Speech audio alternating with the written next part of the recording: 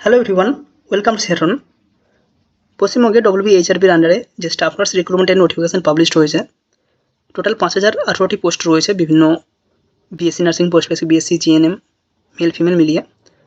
তো সেখানে 2021-24 যে ব্যাচ, তাদের রেজিস্ট্রেশন না থাকার জন্য তারা অ্যাপ্লিকেশন করতে পারছিল না।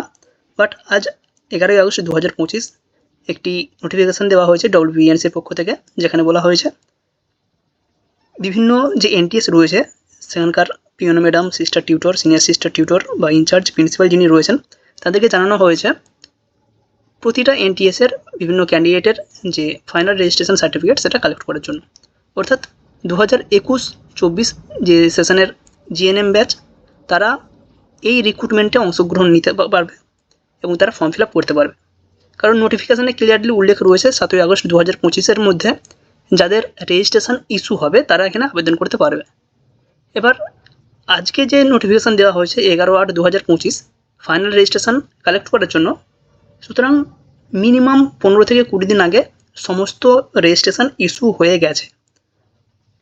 2019 বা 2020 যে ব্যাচ, তারাও যখন রেজিস্ট্রেশন পেয়েছে তার মিনিমাম 1 মাস আগে সমস্ত কিছু কমপ্লিট হয়ে যায়। ফাইনাল রেজিস্ট্রেশন যে প্রসেস বা ইস্যু সমস্ত কিছু কমপ্লিট হয়ে যায় এবং সমস্ত কিছু প্রিন্ট করার পর ডিস্ট্রিবিউট করা হয়। সেক্ষেত্রে আজ 11 তারিখ এই নোটিফিকেশান দেওয়া হয়েছে। খুব সম্ভবত জুলাই মাসের শেষ করে এর সমস্ত প্রক্রিয়া কমপ্লিট হয়ে গেছে। অর্থাৎ 2021-24 ব্যাচ তারাও এই 5018টি স্টাফ নার্সের জন্য আবেদন করতে পারবে এবং কম্পিটিশান তুলনামূলক অনেক বেশি হচ্ছে। এই যে মিনিমাল একটা পোস্ট দিয়ে একটা নোটিফিকেশান দেখিয়ে দেওয়া হলো যে একটা রিক্রুটমেন্ট হয়েছে, সেক্ষেত্রে কিন্তু প্রবলেম, ক্যান্ডিডেট আরও বেশি সমস্যায় পড়লো। এত কম সংখ্যক পোস্টের জন্য কত সংখ্যক ক্যান্ডিডেট থাকবে।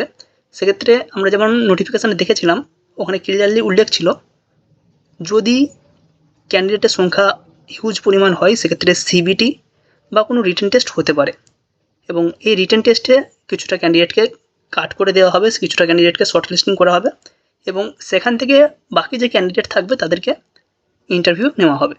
এটাই নোটিফিকেশানে উল্লেখ রয়েছে এবং তার চান্সটাই বেড়ে গেল, তুলনামূলকভাবে বেড়ে গেল। কারণ এই 5000টি ভ্যাকেন্সির জন্য 3টে ব্যাচ, শুধু তো ওয়েস্ট বেঙ্গলের ব্যাচ নয়, ওয়েস্ট বেঙ্গলের বাইরেরও বিভিন্ন স্টেট রয়েছে, সেখান থেকে অনেক ক্যান্ডিডেট রেসিপ্রোকাল নিয়েছে, তারাও এখানে অ্যাপ্লিকেশান করবে। সুতরাং একটা হিউজ অ্যামাউন্টের ক্যান্ডিডেট হয়ে গেছে, প্রায় 1 লাখ থেকে 1,20,000-এর মতো ক্যান্ডিডেট এই 5000 পোস্টের জন্য অ্যাপ্লিকেশান করবে এবং তাদের ইন্টারভিউ নেওয়াটা তুলনামূলকভাবে অনেক টাফ হয়ে গেল।